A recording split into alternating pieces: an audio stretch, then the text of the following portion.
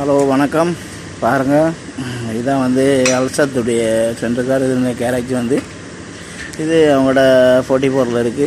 44 tyre வந்து லைனும் சரியில்லை.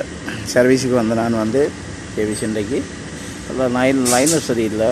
அப்போ லைனர் மாற்றப்படுது. பாருங்கள் வந்தால் அப்படி கண்டு வேலை தான் செஞ்சு முடிக்கும்.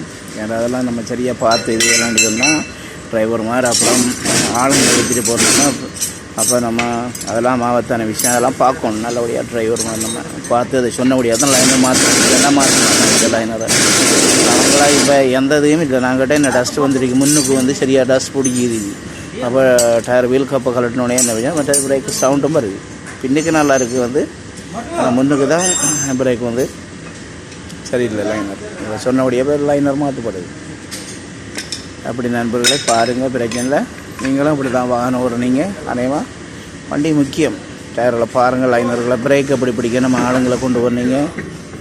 ரொம்ப தூரம் ஓடுற டிரைவிங் செய்கிறாங்க, அவதானமாக இருங்க.